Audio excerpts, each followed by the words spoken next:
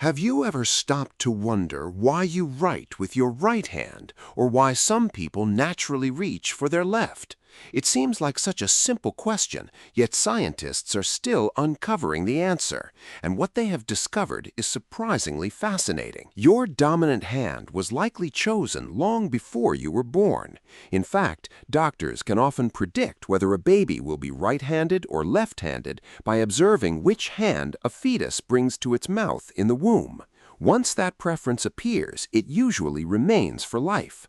Today, about 90% of humans are right-handed and around 10% are left-handed, and remarkably, that ratio has remained almost unchanged for hundreds of thousands of years. Archaeologists studying ancient skeletons have found evidence that the same proportion existed in prehistoric populations. Even more astonishing, traces of handedness can be found in our ancient relatives. Neanderthals, living over 130,000 years ago, left clues in the scratches on their teeth, revealing that most of them also favored their right hand. Evidence from even older human ancestors suggests that this preference may stretch back nearly 2 million years. Ancient cave paintings tell a similar story.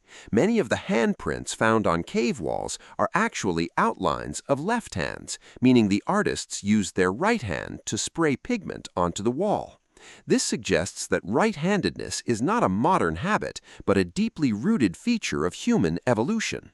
So why does this happen? Scientists believe the answer lies in the brain.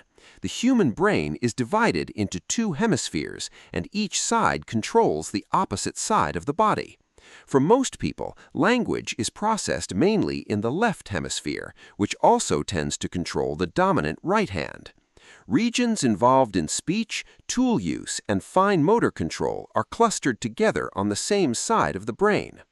Researchers propose that many people inherit a tendency known as a right shift, which nudges these important functions toward the left hemisphere and results in right-handedness. Interestingly, there is no single gene that determines whether you will be left-handed. Genetics influence the odds, but they do not decide the outcome completely. Identical twins who share the same DNA can still end up with different dominant hands. If both parents are right-handed, a child has about a 10% chance of being left-handed. If one or both parents are left-handed, those odds increase, but there is never a guarantee. This means that handedness emerges from a complex combination of genetics and developmental factors. But if right-handedness is so common, why do left-handed people continue to exist? Evolution may actually favor having a small minority of left-handers. In competitive activities such as boxing, fencing, tennis, cricket, and other sports, left-handed individuals often have an advantage because they are rare. Most people spend their lives facing right-handed opponents, so their reflexes and expectations become tuned to right-handed movements. When a left-handed competitor appears, everything is reversed, creating a small but meaningful advantage. Studies of professional athletes have repeatedly found that left-handers are overrepresented in many head-to-head sports. However, life is not all competition.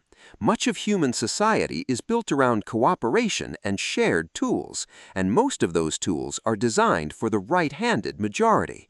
Scissors, desks, musical instruments, and countless everyday objects are often easier for right-handers to use. This creates a balancing act in evolution. Being left-handed can provide advantages in direct competition, but it can also create challenges in a world designed for right-handed people. As a result, the proportion of left-handers appears to remain stable at around 10% generation after generation. Scientists have also found intriguing differences in how left-handed brains are organized. In many right-handed people, certain functions, such as language, are strongly concentrated in one hemisphere. In left-handed individuals, these functions are often distributed more evenly across both sides of the brain. This may help explain why some left-handed people recover language abilities more effectively after certain types of brain injuries, as the opposite hemisphere can sometimes compensate more easily. While this does not mean left-handed people possess a special superpower, it does suggest that their brains are wired somewhat differently. Throughout history, however, left-handedness was often misunderstood. Many cultures associated the left side with bad luck or even evil. The Latin word for left, sinister, eventually became associated with something threatening or wicked. For centuries, left-handed children were forced to switch hands in school, with teachers and parents believing it was a habit that needed correction. Yet these efforts rarely succeeded because handedness is not a simple choice. The brain has already established its preference long before a child ever picks up a pencil.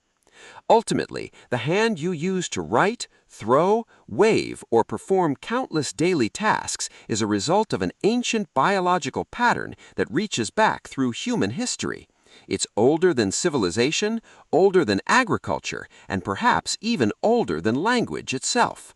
Whether you're right-handed or left-handed, your dominant hand represents a remarkable connection to millions of years of evolution, a hidden story written into your brain before you took your first breath.